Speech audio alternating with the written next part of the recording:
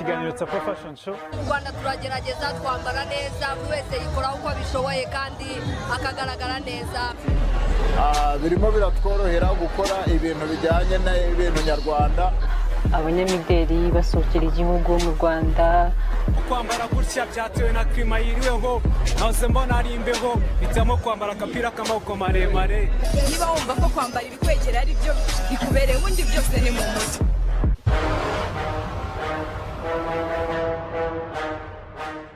Ikaze mu kiganiro Tsapa Fashion Show, hahandi tukugezaho amakuru menshi cyane agezweho ajyanye n'imyambarire ndetse n'ubuzima bwa buri munsi. Nkuko mubibona rero akaba ari nge Mugabe Ahmed uri hano, nkaba ntabashije kuba ndi kumwe na mugenzi wanjye mumaze kumenyera muri benshi.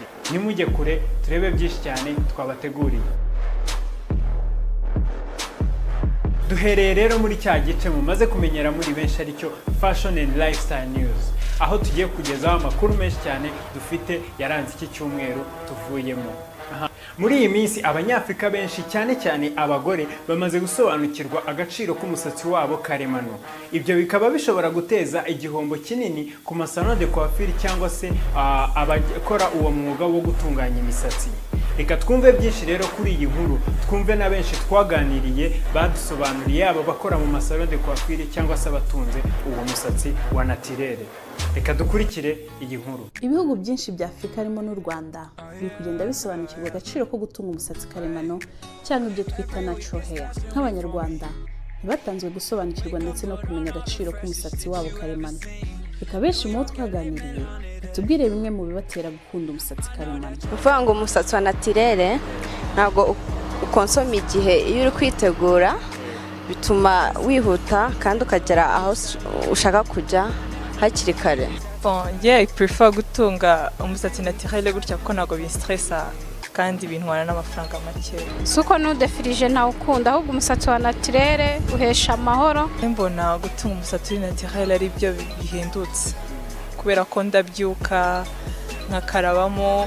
Icya mbere nakuze nyishijwe, nakuriye mu rugo rusenga rukijijwe rwa EDPR, kandi ikindi nabonye kinyoroheye ntabwo bimbangamira gukaraba. Nyine njya muri dushe nkakaraba binyorohera, mitasokoza ngenda no mu bintu bidakosoma amafaranga nabyo bibamo.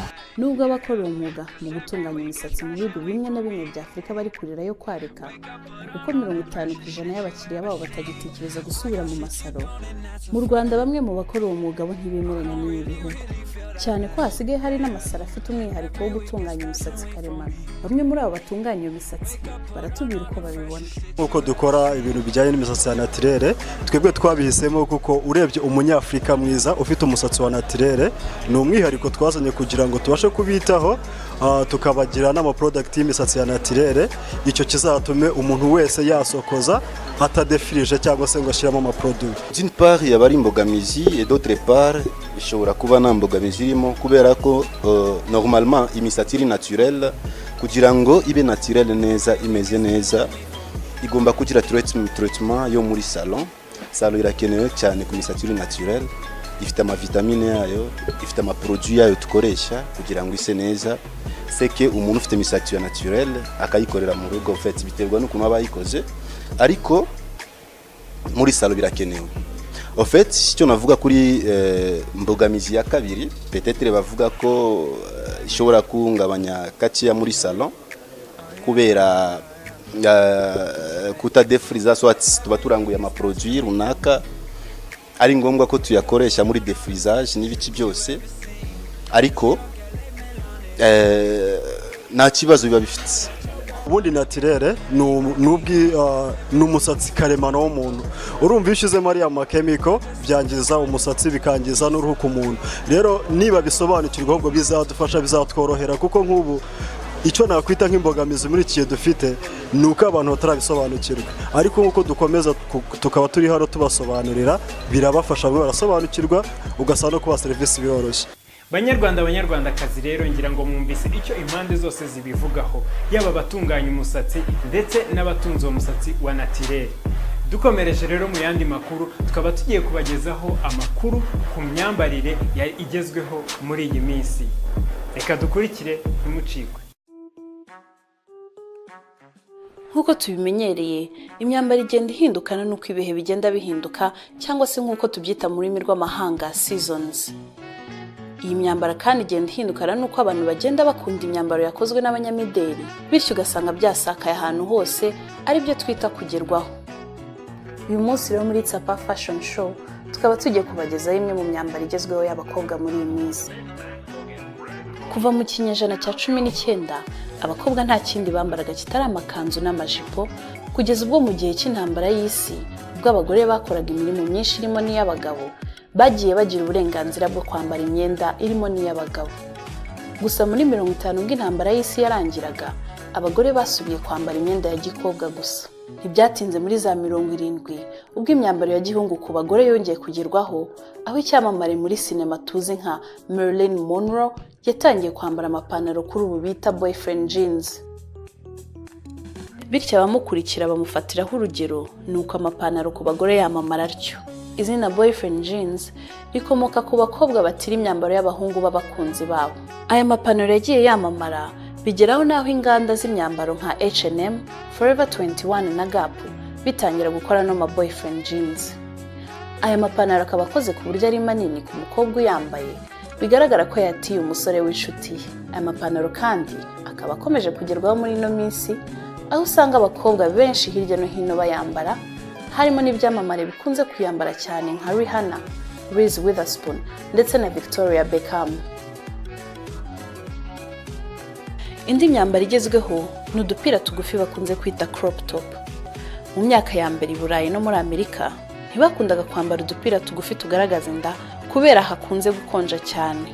Gusa mu bice by'iburasirazuba hakunze gushyuha ho bambaraga utudupira. Urugero ni nko mu Buhinde ho bambara imyambaro izwi nka sari, ho bambariramo agapira kagufi kagaragaza inda bita choli. Amahanga rero yagiye amenyera izi crop top, zigenda zamamara ariko zigenda zigerwaho uko ibihe bije, gusa uburyo zikozemo bugahinduka. Aho kuva muri 70 kugeza muri za 90 ubwo ibyamamare muri muzika nka Britney Spears na Cher babikundishije abatuye isi. Kugeza ubu abenshi ku isi bakomeje kwambara utwo dupira tuzwi nka crop top.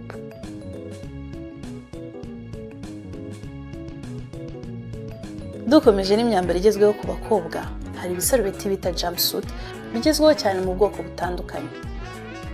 Igisarubeti cya mbere cyakozwe n'uwitwa Thayat mu 1919 nk'umwenda w'abajya mu mitaka iguruka bizwi nka parachutes ndetse n'abajya mu mazi hasi bitwa aba divers. Gusa ibisarubeti byatangiye kwambarwa nk'umwambaro wo kurimbana muri za 30 bikozwe n'uruganda Coco Chanel. Bityo ibyamamare muri sinema na muzika nka Madonna ndetse na group izwi nka Spice Girls bakomeje kubyambara babikundisha abandi. Kuri ubu abantu benshi bambara jumpsuits mu bihe bitandukanye, harimo ibirori, ukurimba ndetse no mu minsi isanzwe ari byo bita casual. Mu kiganiro cy'ubutaha tuzarebera hamwe imwe mu myambaro igezweho y'abahungu. Ikiganiro Tsapa Fashion Show kirakomeje. Njye nari Mihaye umubyeyi. Ngira ngo rero mwese mukunda kugendana n'ibigezweho, Tsapa Fashion Show yakubereye. Dukomereje rero mu gice cyacu cya Fashion Academy. Fashion Academy rero akaba ari hahandi tukugezaho inyigisho nyinshi cyane zitandukanye zijyanye n'imyambarire ndetse n'uburyo wagaragara neza mu bakureba. Uyu munsi rero tukaba tubafitiye uburyo wakwambara bijyanye n'ibara ry'uruhu rwawe. Reka dukurikire byinshi. Gutoranyamo umwambaro buri gitondo ugiye ku kazi cyangwa n'ahandi hose bikunze kugorana. Yaba ari ku muntu bitegura mbere y'igihe cyangwa nupfa kwambara umwenda wose waba usukuye. Kwambara bijyanye n'uruhu rwawe bishobora kukongerera umutwaro wo gushaka imyenda. Ariko burya yaba inzobe, imibiri yombi cyangwa n'uwirabura, bose birashoboka ko wakwambara bijyanye n'uruhu rwawe. Uyu munsi muri Tsapa Fashion Show turarebera hamwe uburyo wajyanisha amabara y'imyenda wambaye ndetse n'ibara ry'uruhu rwawe. Duhereye ku bafite uruhu rw'inzobe cyangwa rwera, inzobe ikunze kujyana cyane n'amabara yijimye nk'umukara cyangwa ikigina iyo uruhu rwawe rutoshye rugatuma ayo mabara agaragara byerurutse. Ujye wirinda kwambara amabara agaragara cyane cyangwa pika kuko asa natwaye ibara ry'umubiri wawe hato ntuse neza nk'uko bikwiye. Mu gihe kandi wambaye ayo mabara agaragara cyane cyangwa pika, ujye uvangamo amabara yijimye kugira ngo ibara ry'umubiri wawe ridatwikirwa cyangwa ngo rihishwe n'ayo mabara wambaye. bafite uruhu rw'imibiri yombi ni ukuvuga ngo umubiri wawe uri hagati y'inzobe n'igikara ufite amahitamo menshi y'amabara wakwambara kandi ukaberwa. Amabara yijimye n'ayerurutse yose yakubera ko nta namwe yaganza ibara ry'uruhu rwawe, gusa amabara yerurutse yakubera kurushaho.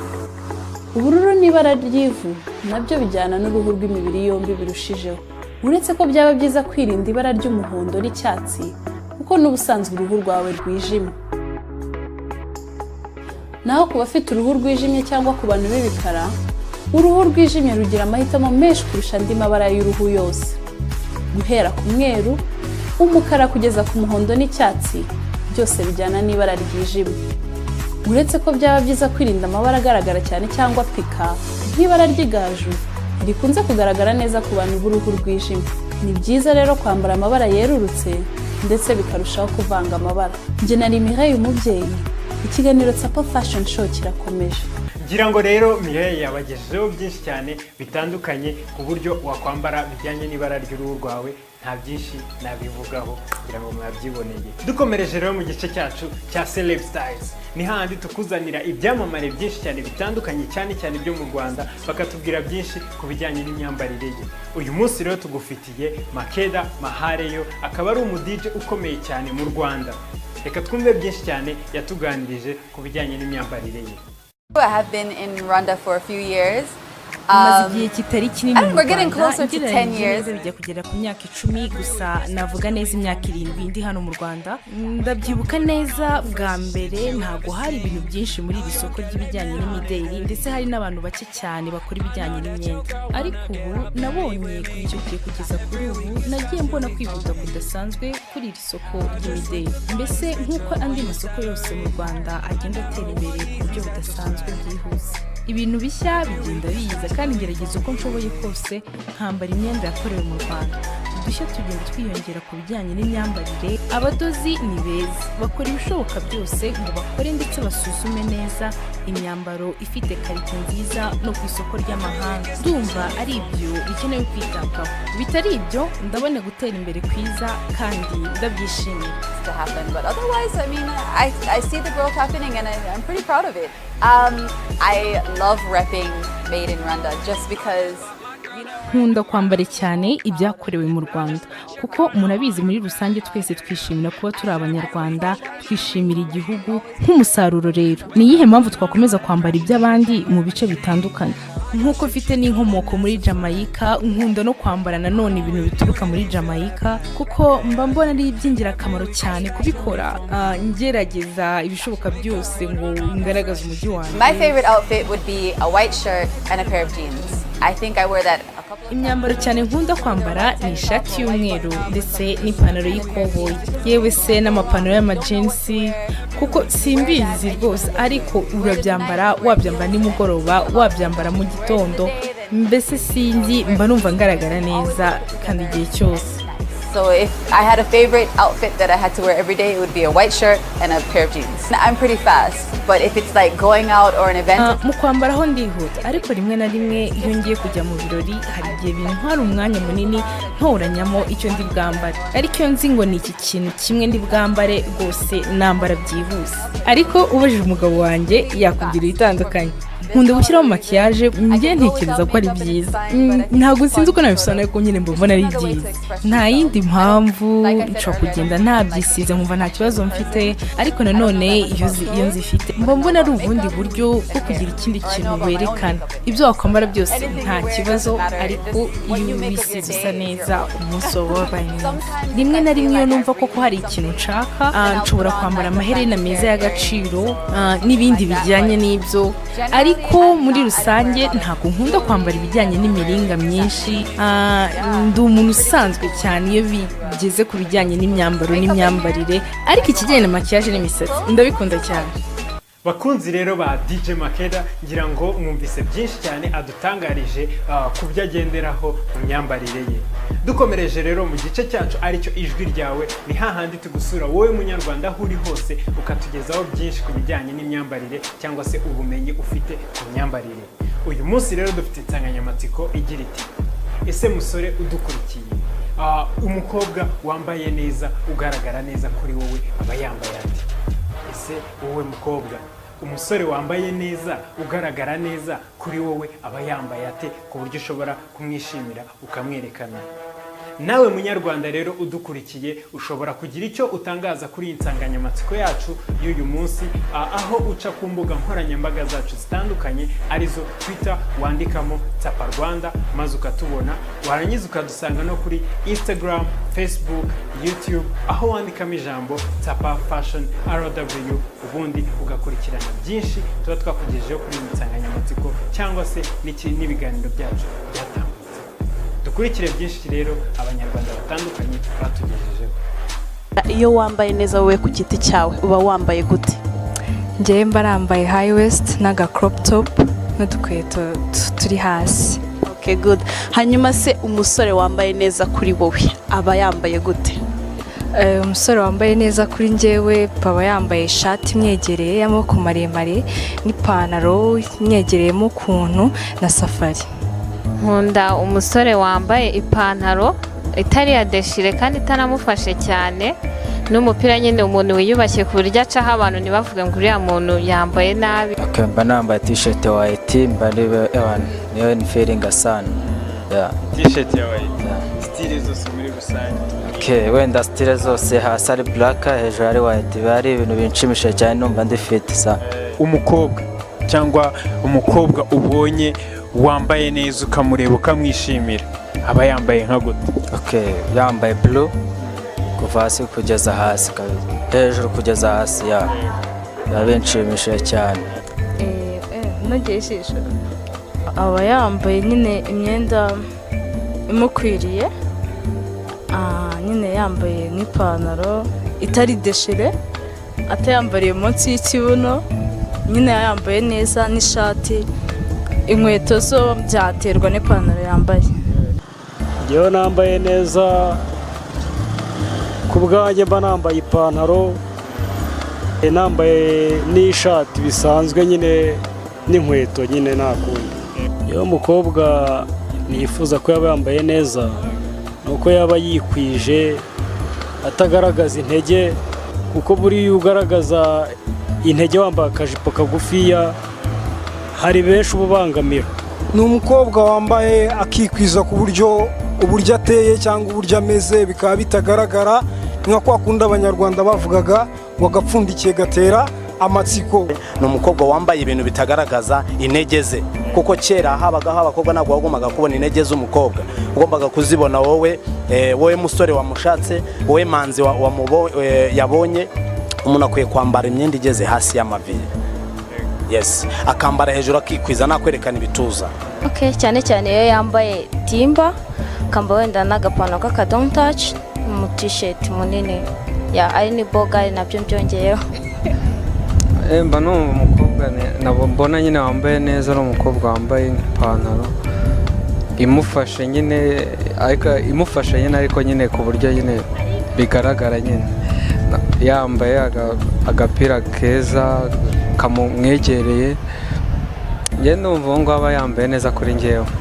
Umukobwa mba numva nasohokana nawe ni umukobwa uba wambaye ikanzu, of course imufashe nyine imwerekana ko ari, imwerekana shape yuko cyane cyane ifite ikureri rya pink cyangwa rya rouge. Nkunda kugenda numva nambaye black, kuko black ibasha gukurura buri muntu wese uri aho ngaho, kuko n'ibara nyine riba ryijimye kandi umuntu wese uri muri boîte aba yaribona, cyangwa white usanga ari ibintu biri cool kabisa. Ubwo njye nshobora kubona nkanjye nkabona yambaye neza, no baby wambaye kabisa ukabona ko ari kwerekana ibice bye yo hasi bigize umubiri we, kuko baby yizeye ko afite taille nziza agaragara, agomba kwambara akabikini kari hasi katazamuke cyane ariko kari mu rugero. Njye mba numva ari wambera mwiza kuba namubonesha amaso yanjye.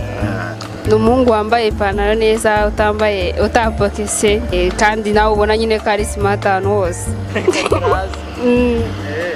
Ari uko agomba kuba yambaye umwenda ugera mu tubumba nkore. Kwanza ubwo nimba ari ikanzu ni mu tubumba nkore, nimba ari ishati akaba none yafunze yageje ahangaha kandi yikwije no ku mutwe ku buryo nta hantu agaragaza ibice bye by'umubiri bitagomba kugaragara. Umva yaba yambaye urukweto rwa godas cyangwa kavanisi, akambara nk'agapantaro ka koto cyangwa k'agakoboyi, akambaraho nk'agashati n'akajire cyangwa umupira w'akabodi. Umukobwa wenda wambaye ipantaro koboyi imufashe, agapira n'agakote wenda bomba jacket, yambaye na Ray-Ban byaba ari byiza. Ashobora kuba yambaye nka jeans y'icupa imufashe, ariko nyine niyambaye ibyo bavuga ngo pocket, akambara wenda n'agapira cyangwa ishati nuko. Munyarwanda rero dukurikiranye, ngira ngo wumvise byinshi abanyarwanda batandukanye batugejejeho kuri iyo nsanganyamatsiko yacu y'uyu munsi. Reka dukomereze rero muri pro tips. Pro tips rero akaba ari hahandi tukuzanira utuntu dutoya tukwigisha uburyo waryoshya imyambarire yawe. Pro tips y'uyu munsi rero tukaba turi wigezweho na Munyana Joyce. Dukurikire byinshi atugezaho. Ikaze nanone mu kiganiro Tsapa Fashion Show mu gice cya Pro Tips. Uyu munsi tugiye kuganira uburyo wafunga cravate. Abantu benshi dukunze kugaragara nk'abasirimu, ariko hari utuntu dutoya dukunze kutunanira. Wowe musore udukurikiye cyangwa se mugabo udukurikiye, uyu ni umwanya wawe kugira ngo wige nawe uko wafunga cravate. Ubu tugiye gutangira gufunga cravate, aho uyu mubyimba mutoya ari ugomba kuba mugufi, uyu munini kuko ari ugaragara ukaba munini. Uyu ufite umubyimba munini ni ubanza hejuru,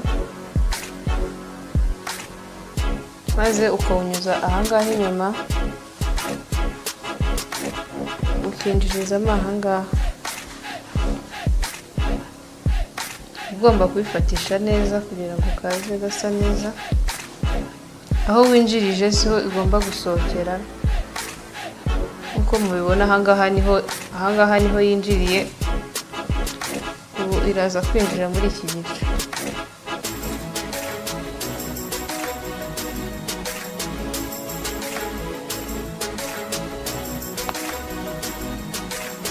Nyuma y'ahangaha ugomba kugakomeza neza,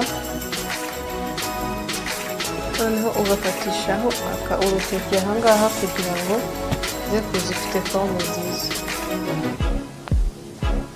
Nyuma yaho unyuzamo hano inyuma, ndetse ukaza ufata ahangaha, akaba ariho winjirizamo ahangaha kugira ngo bize bifite forme nziza.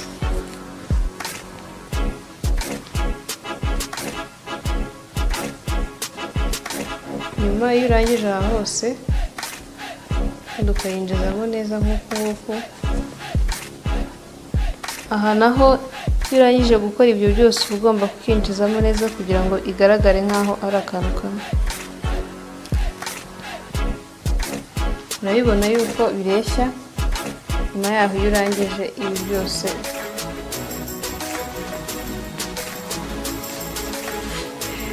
nk'uko mubibona, murabona ko bisa neza, biroroshye cyane, buri wese yabikora.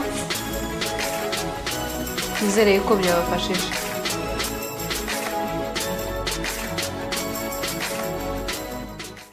Dushimire rero Munyana Joyce kuri byinshi cyane atugejejeho. Ngira ngo we musore utaruzi gufunga cravate, Munyana Joyce arabikweretse. Tsapa Fashion Show iracyari ku bwawe.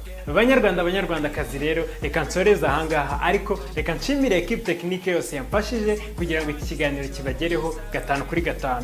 Fabrice ndayishimiye kuri kamera, Brice Mico myiza kuri sound, ndetse n'umukuru Olivier nka director w'ikiganiro, ndetse n'abandi benshi badufashe kugira ngo iki kiganiro kigende neza. Ushobora no gukomeza kudukurikirana ku mbuga nkoranyambaga zacu zitandukanye, arizo Twitter aho wandikamo Tsapa Rwanda, ndetse ukaba wanajya no kuri Instagram, Facebook na YouTube aho wandikamo Tsapa Fashion RW. Ariko wifuza noneho kuba wakwamamaza mu kiganiro cyacu, ushobora kuba watwandikira kuri email yacu ariyo info@tsapafashion.com, cyangwa se ukadusura kuri website yacu ariyo www.tsapafashion.com. Naho ubutaha, bye. Wake up, put on all that freshest shit you ever seen. I got shit you don't, and that's a fact. I don't really feel that bad. Yeah. Every week is fashion week for me. Wake up, put on all